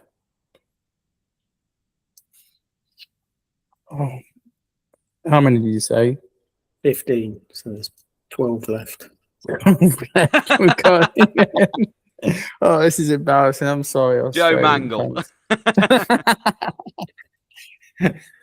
Al Stewart. Stop putting me off, guys. Oh God, what's his name? I know an Australian player, but he played for Leicester, but I don't think he played in the Premier League. I don't Nah, think he that's wouldn't have gonna. scored anyway, Chris. That's not going to help, is it? If he's not going to score, you blooming galah. 5. Oh, Steve Corica. Nah, sorry. 5. 5-3 to Al. You could have had John Aloisi, Brett Emerton, Hayden Fox, Richard Garcia, Chris Hurd, Mila Jedinak, Richard Johnson, Stan Lazaridis, Aaron Mui, Lucas Neal, Robbie Slater, Danny Tiatto, who did play for Leicester. Oh, I've got the wrong guy. That's what I meant. Sorry. That was 5-3 to Al. Look at that. He's so annoyed he's left. He's fuming. He's walked. Bloody Australians. Where's he gone? Chris? Sorry about that. Did you just throw a tantrum then? No, I just dropped. It's Danny Tiatto. He just got on my nerves a bit. Danny Tiatto just 2 footage from across the room. Right. So overall, that play. So what was it? 6, 5-3. 5-3. So that puts Al on 8. You on 4, Sam, and me on 3. So mine, because of the end of the World Cup, I've gone for all my quiz questions are on transfers. But these quiz questions, the majority of them are before the start of this transfer window. Okay. Okay. So just bear that in mind. Not all, obviously, the first question you realise was way before this transfer. So, question 1: who was the first British £1 million player? Trevor Francis. Correct. Well done. Question 2: who was the first world £1 million player? I'll go for the great Kevin Keegan. Late great. No. Oh. Again, British.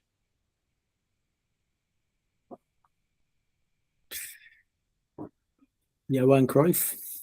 It was Giuseppe Savaldi.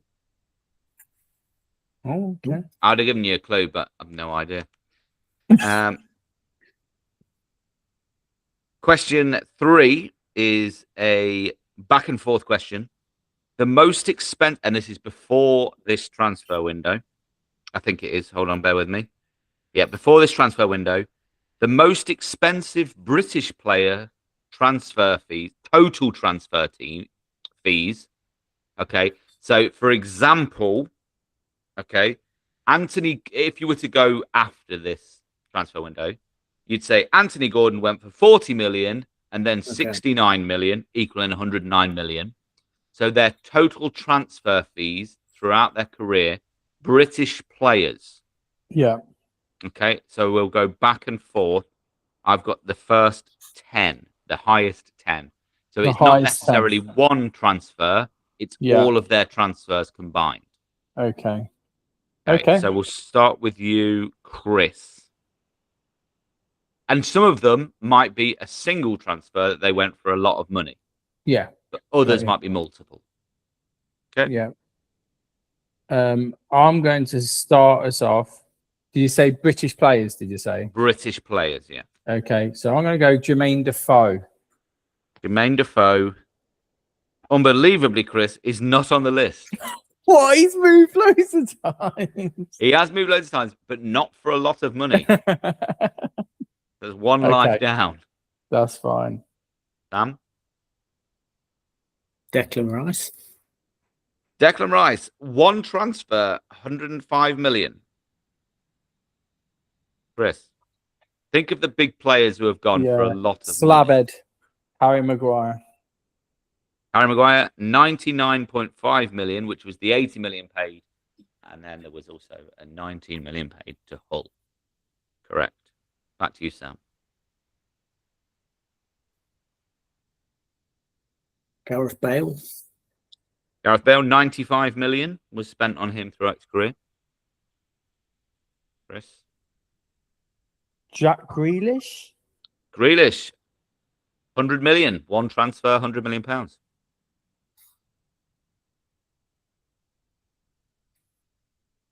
Back to you, Sam. Guessing Jude Bellingham. Jude Bellingham, top of the list. 111.3 million spent on him throughout his two transfers. Okay. I'm going to go with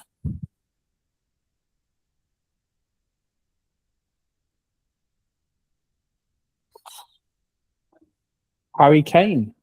Yes, correct. 86.4 million spent on his transfers. 4 players left.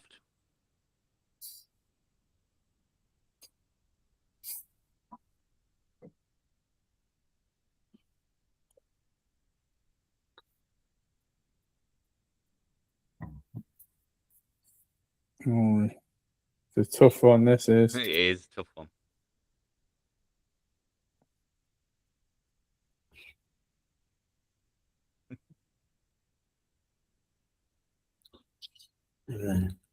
Rio Ferdinand. Incorrect. No. Chris. One life lost each. Okay. So this. You said obviously before this transfer, so one Before guy this I transfer can't winner. say. See, that's why I put Gordon as an example. Yeah. Very good. Very good. Alan Shearer. No. Sam, to win it, you need one. And there are only 4 left. And the 4 left you've got are 10th, 9th, 8th, and 6th. No, and 5th, sorry. 5th. Oh wow, we missed out. You'll kick yourself when you hear 5th if you don't get it.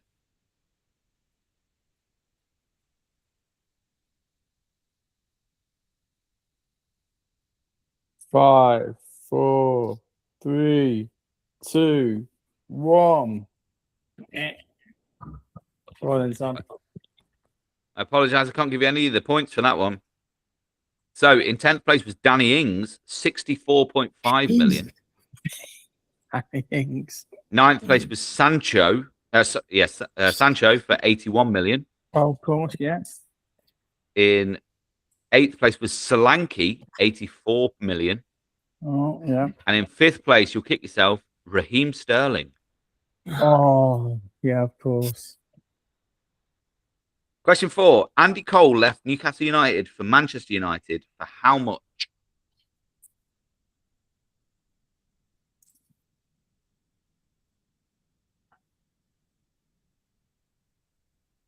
$15 million. No. 8.5. No, I'll give you a clue. It was lower than both of your guesses. Jeez. 7.5. No. Got this Sam one. 5.5. It was £7 million. Oh. You're a Newcastle fan. You'd know this. Question 5. Mbappe left Real Madrid. Sorry. Mbappe joined Real Madrid for how much? From PSG, obviously. Nothing. Correct. It was free. Question 6. 1, 2, 3, 4, 5, 6. Okay. I have got the 11 players, and I'll do this as a bid. The 11 most expensive English players to foreign clubs. Okay. Now, this is including this transfer window. Yeah. This one is including this transfer window. So it's the 11 most expensive English players to foreign clubs. Okay. Now, that does include from foreign clubs to other foreign clubs. Okay. So it's not necessarily from Arsenal to Real Madrid. It might also include from, let's say, Real Madrid to Barcelona. That's just an example. There are 11 players I've got on this list. How many would you like to bid for? And what I'll do is I'm just going to turn on the light because I can't see the thingy very well. Bear with me.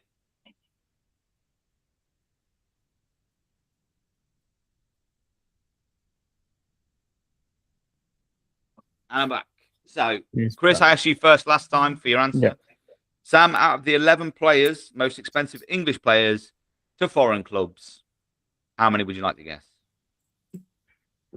Two. How many? Two. Two. Chris? I'll go with 3. Great. Sam, back to you.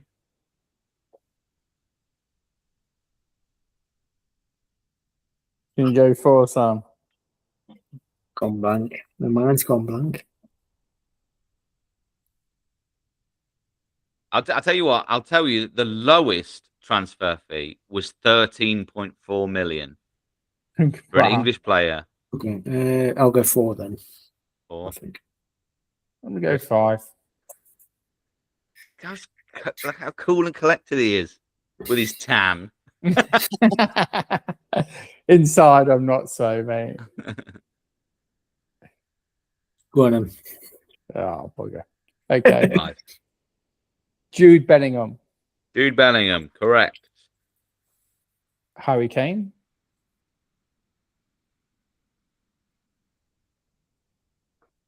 Correct. Jadon Sancho.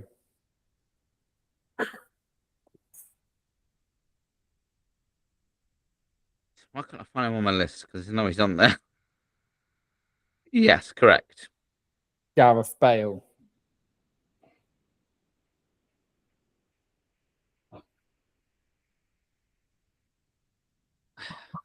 Don't know if you heard the question, Chris. It was most expensive English players. Oh, no.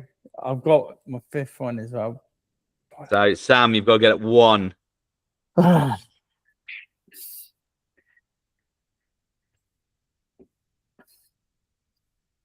David Beckham. Yeah. Correct, David Beckham. You could have also had Anthony Gordon. Recently went. Hargreaves. Mm. Michael Kieran Owen? Trippier. Tammy Mhm. Abraham. Mm. Smalling. Conor Gallagher and Ivan Toney. Wow. You missed So out. Sam got a point for that then, yeah? Sam got a point for that. Question 7. Michael Owen went to Real Madrid from Liverpool. How much was the fee? 15 mil. Incorrect.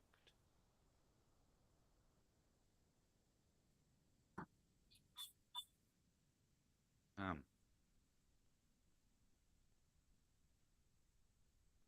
25. Incorrect. I'll give you a clue. It is a single-digit number. Mm. Was it for free? Incorrect. That is not a single-digit number, Chris. Zero. Oh, yeah, 0, technically.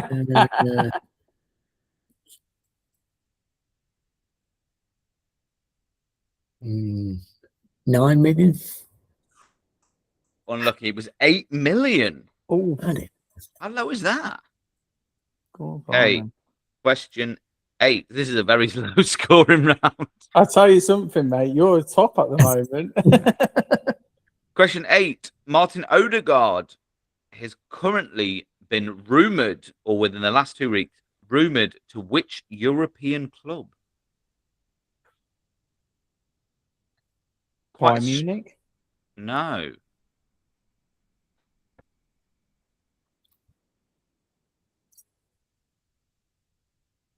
Inter Milan. No. I would think a smaller nation than that. Internationally.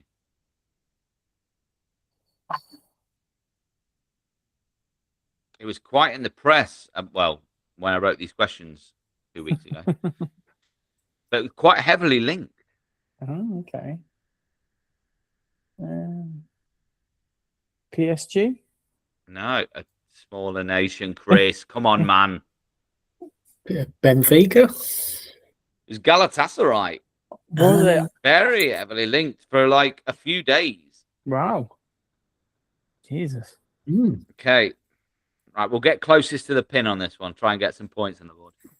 Wayne Rooney moved from Everton to Manchester United for what fee?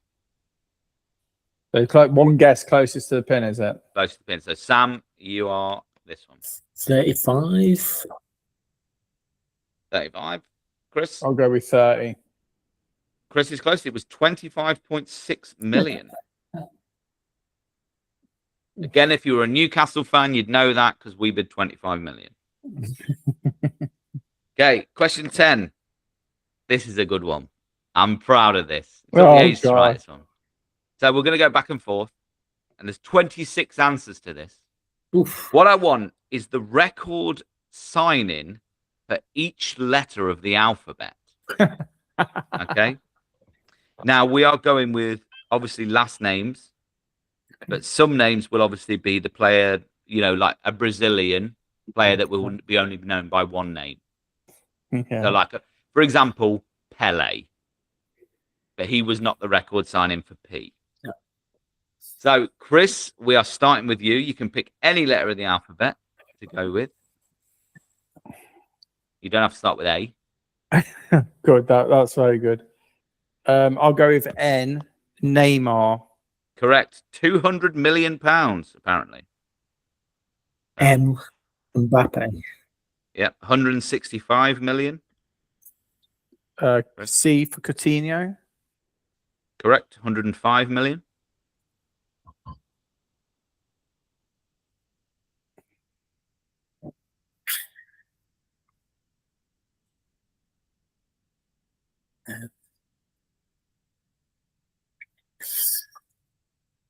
What's his name? Oh. There's even an X here, which I was proud of this. I might be fancy going for the X, actually. This is even better than my honey monster question. Well, I don't know about that. Come on, Sam. 5, 4, 3, 2, 1. Get him out of there. Xavi. X. X? No, X was not Xavi. Chris? No. K for Kane. K for Kane. Correct.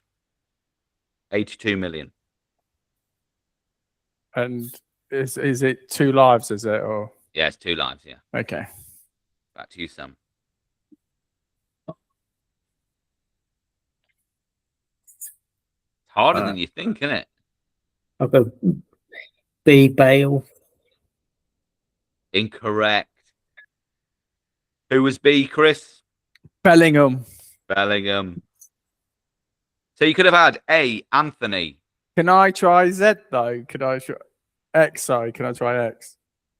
When we come to it, I want to do is ask for each one. A, Anthony. B, Bellingham. D. Anyone want to guess? No. Dembele. E. Liverpool player. E. E. Ekitike. Ekitike. Yeah. F plays for Chelsea. Or played for Chelsea. For Felix. Oh, Felix. Felix. Oof. G. Atletico Madrid. Griezmann. H. Played for Chelsea and Real Madrid. Ricky Winger. That's what Hazard. Hazard, of course, yeah. I. Is Isaac. Isaac. J. Jovic. I'll just give you that one because it was a difficult one. L. Played for Manchester United, Chelsea, and Inter Milan. Striker. Belgian. Lukaku. Lukaku. O. Oscar. And Osserman. Oh, okay. P. Played for Manchester United, AC Milan. Drugs charge. Paul Pogba. Pogba, yeah. Q. I don't know who is. Quenda. Okay, no. R. Plays for Arsenal. Right. Right. Of course. S. Played for Manchester United and Dortmund. Ex-England player. Sancho. Sancho. Jeez. T. Plays for Real Madrid and France. Oh, two semi, or what we call it? Tchouaméni. Yeah. U. Plays Ugarte. You got to say, yeah. Yeah. V. Plays for Holland and Liverpool. Van Dijk. Van Dijk. W. Plays for Liverpool and Germany. Wits. But X. Plays for Sunderland. Granit Xhaka. And Granit Xhaka. Cheapest one, 35 million. Y. Euro. Now. And Z plays for Man City. No, he doesn't. He plays for Arsenal. Midfield. Zubermende. There you go. Very good. At the end of those 10 questions, it was only 3-2 to Chris. So overall, Al is leading with 8. And me and Sam are both on 6. So we've got 2 more rounds left. Yeah. So this is the random round that I've got. And guess what it landed on? Not Newcastle, not Liverpool, not Leicester. Oh. But World Cup 2006. Can you remember that far? Well, let's see how we could get on. So, which European country hosted the 2006 FIFA World Cup, where the opening? Yeah. So, which European country hosted the 2006 FIFA World Cup? Germany. Germany. I'm going Germany. And the answer is France? Oh, wait. Oh, for God's sake. Wait a sec.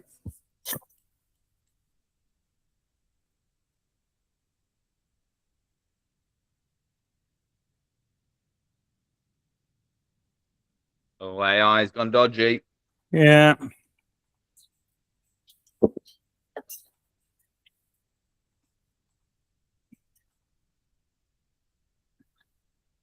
It was Germany though. It was Germany. Yeah, so we'll give us all a point.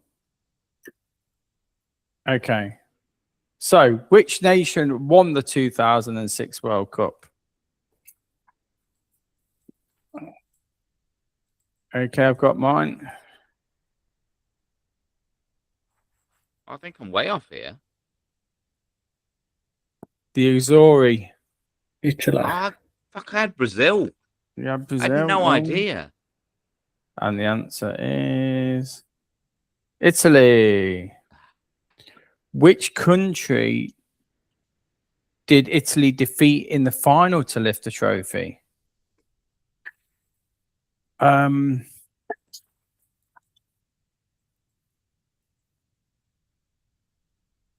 Okay. Okay, what have you gone, Sam? France. I've gone Brazil. What have you gone, Al? Yeah, I've gone Brazil. France. Well done, Sam. Yeah. Level pegging with Al now. Who won the Golden Boot as the top goal scorer of the tournament?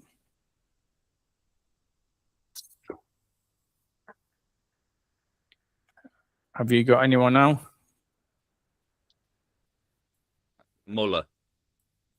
Okay, you've gone Thomas Muller. I've gone Klose. Who have you gone? No, I ain't got them.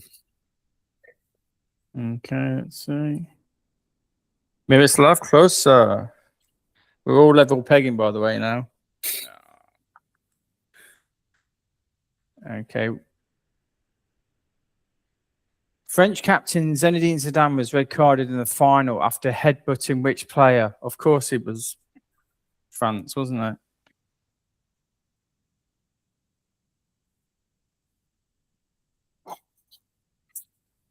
Okay, Al, do you know this one? Cannavaro. I've got Materazzi. Materazzi. Oh, bollocks. It was Materazzi.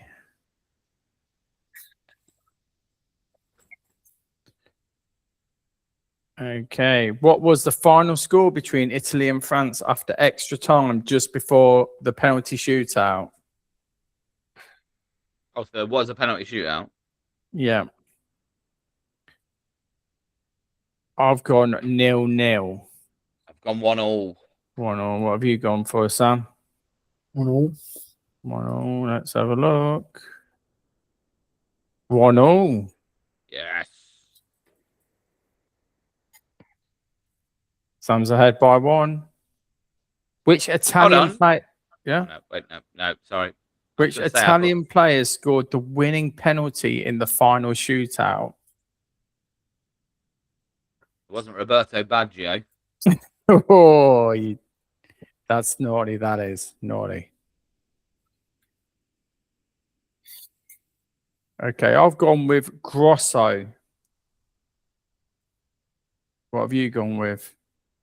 Oh, Cannavaro, I don't know. what have you gone for? What do you go for? Totti. Totti. Grosso. Boom. Okay. What nickname was given to the chaotic round 16 match between Portugal and the Netherlands, which saw 16 yellow cards and 4 red cards? What nickname? Yeah.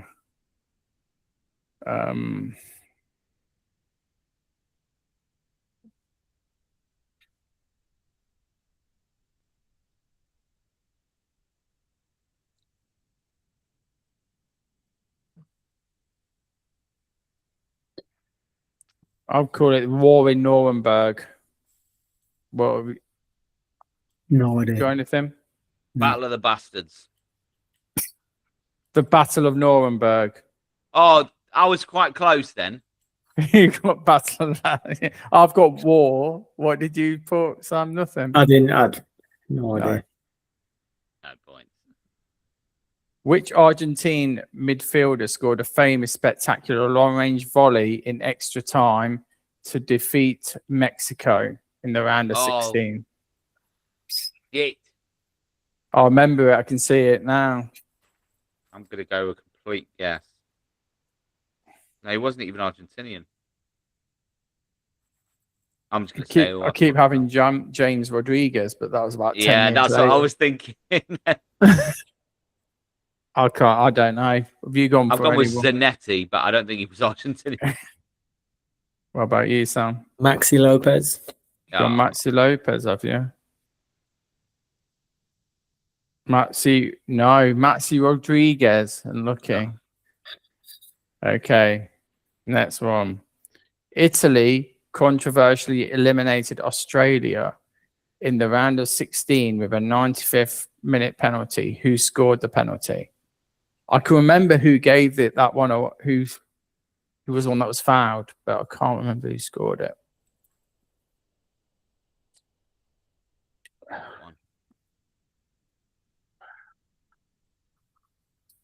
Okay. I've gone Totti. Yeah, I've gone Totti. Luca Toni. Oh, okay. Mixed. Francesco Totti. I'm winning by 1. And we have got... And that was it. That's the end of that round. So as it stands, Al's on 11, Sam's on 11, and I'm on 12. So Al, do you want to go first or second between you and Sam? I'll go first. I don't mind. Okay, A or B? A, please. Oh, okay, let's get them up.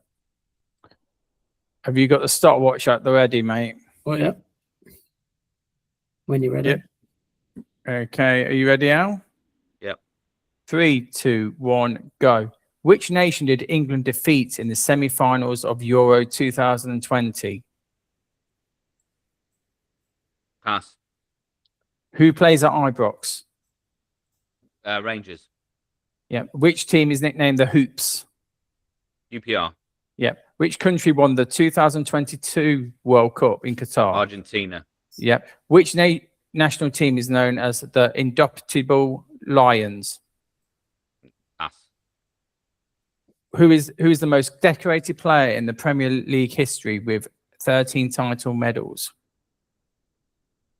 Gary Neville. No. Who is the only one to manage the Premier League Manager of the Month award with 4 different clubs? Allardyce. No. Which team was nicknamed the Crazy Gang in the late 80s and 90s? Wimbledon. Yeah. What is the nickname of the Australian national football team? Time. I started, so I'll finish. The Kangaroos. Do you want to go? Ooh, do I give that one? Do you think, Sam? It's up to you. Shall I be nice? I'll give you that one. It's a Socceroos, but I'll give you that. Yeah, I said that. Yeah, that's what I thought. So Denmark was the team that England beat. The Indomitable Lions was Cameroon. Most decorated player in British history with 13 medals, Ryan Giggs.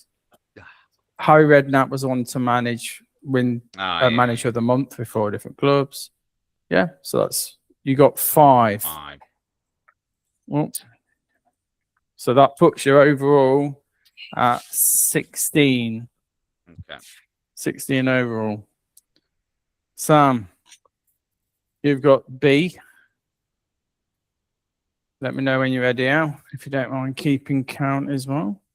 Okay. You ready? Yeah. 3, 2, 1, go. Which player won Golden Boot in the 2018 World Cup?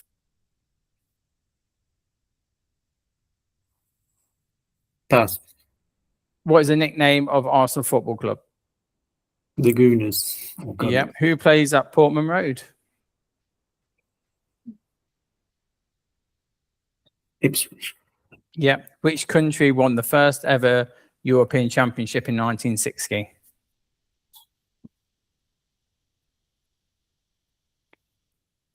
Italy. No. Who holds the record for the most Premier League assists in a single season, sharing it with Thierry Henry? Fernandez. No. What is the traditional name given to the local derby between Newcastle United and Sunderland?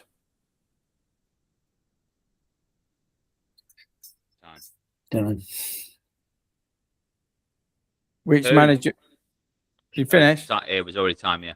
Oh, time. I'm going to give you that assist because it was Fernandez, wasn't it? That's You 3. broke it. So you got 3. So you had a bit of a mare there, mate, didn't you? Yep. Harry Kane was the Golden Boot. The first country to European Championships was USSR. Tyne-Wear Derby was. All right, Chris, I'm going to have a really quickly pop for a wee before I do my question. Yeah. There we go. So at the moment, as it stands, I was on 16, you're on 14, and I'm on 12, but we're waiting for mine to go. But anyone, obviously, if they want to subscribe, you can do that through our YouTube channel, or just do it if you just want to listen to us on Spotify and Apple and all other channels that you wish to watch or listen. This has been an extra long one, hasn't it? Almost raging to 2 hours now. You know, it's a super special pod, isn't it, Sam? You know, World Cup. And then we'll be back to normal club football next week, having a chat about that. Back to the drudgery.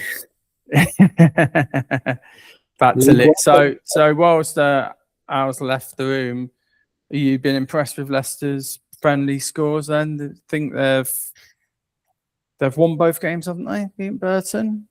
Yeah. Yeah, good I'm stuff. back. He's back. So I was just saying, at the moment, you're on 16. I'm Sam's on 14. I'm on 12. Oh, 5 to win. 5 to win. Are you ready, Chris? Yeah. You ready, Sam? Yep. 3, 2, 1, go. Question 1. Who plays their games at the Bet365 Stadium? Bournemouth. Incorrect. Question 2. Who was the England manager for the 1990 World Cup? Bobby Robson. Correct. Question 3. Mighty Red is whose mascot? Man United. Incorrect. Question 4. Which Brazilian footballer appeared in the film Escape to Victory? Pele. Correct. Question 5. Harchester United were a football team in which TV show? You bugger. Oh, it's on Sky One. Balls. Okay, pass. Question 6. Who's missed more penalties, Ronaldo or Messi? Messi. Incorrect. Question 7. Time. Who were the Time. rivals? Who were the Time. rivals? What? He started, so Oh, Question 6. Who were the no? It's question 7. Sorry. Who were the rivals to the Hurricanes in the TV show The Hurricanes? I don't know. Incorrect. Oh, you'd have got the next one. Can I give you the other 3 questions to show how easy they were? Alan Shearer's price to Newcastle United from 20 Blackburn. minutes. 15. Which Italian team did Maradona play for? Napoli. And who won this season's Carabao Cup? Carabao Cup. That would be Man City. He scored 2. No, so that's giving you the win. The questions you got wrong were who plays at the Bet365 Stadium? It's Stoke. Of course, yeah. I can't believe you got this one wrong. The Mighty Red is whose mascot? It's Liverpool's mascot. Liverpool. Harchester United were a TV show. Harchester United were a TV in which TV show? Dream Team. Dream Team. I kept seeing the guy, you know, where he got murdered. And Ronaldo has missed more penalties than Messi. And the Hurricanes' rivals were the Gorgons. Well, I'm disgusted in myself. Yeah. I can't. Do you think if I just accidentally not process this one? No, even if it's one it's doesn't get put out, it's errored again. Sorry, can't do anything. No, only joking. So Al has now won. I think I think he needs some Powerade testing just to. Can we just point out that Chris has only won 2 now? He said that about me at the start of the episode. Yeah, you're on 3, I'm on 2, and Sam is on 5, isn't he? Yeah. Should be 6, but we've never seen that episode, so it can't be done. So next week we'll be talking about, I guess, starting talking about Premier League. What do you want to do? Do you want to do another top 5? Shall we mix it up with another top 5 on something like best goalkeepers from last year at the Premier League or something like that? We could do as Al won the quiz. You can decide, mate. Go on. I can't think of a good top 5. Well, how far what will we be? We won't even be in top 5 for anything, mate.